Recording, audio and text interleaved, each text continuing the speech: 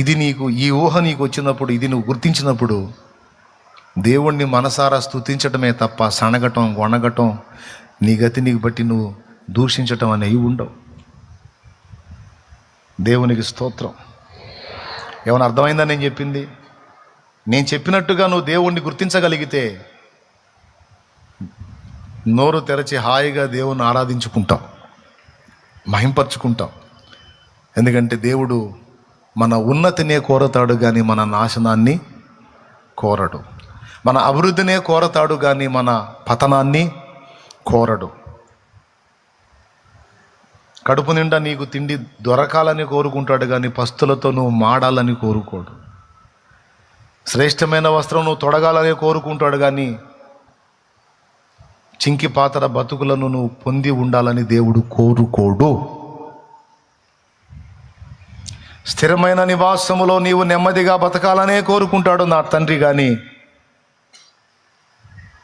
నిలవరమైన నివాసము లేని స్థితిలో నీవు ఆయిల్లో తిరుగుతా పిల్లి కాపురం చేయాలని కోరుకోడు. కోరుకుంటాడే ఊహించు. ఒకవేళ కోరుకున్నా ఎందుకు కోరుకుంటాడో తెలుసా? నేను చెప్తా దానికి కారణం, వినండి.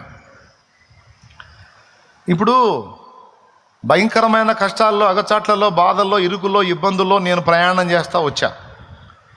దానివల్ల నాకు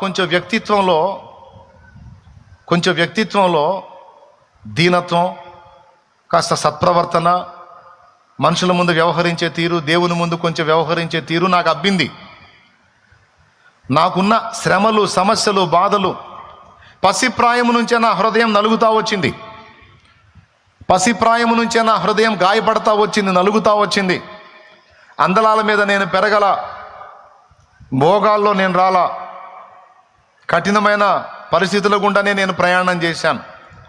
ఆ కఠినమైనటువంటి పరిస్థితులు నన్ను దీనుడిగా చేశాయి. కానీ నేనున్న అనుభవాలు నా పిల్లలకు లేవు,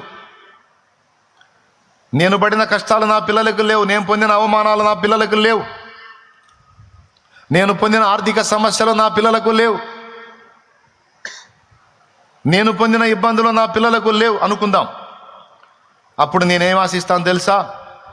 శ్రమలు నన్ను దీనునిగా చేశాయి,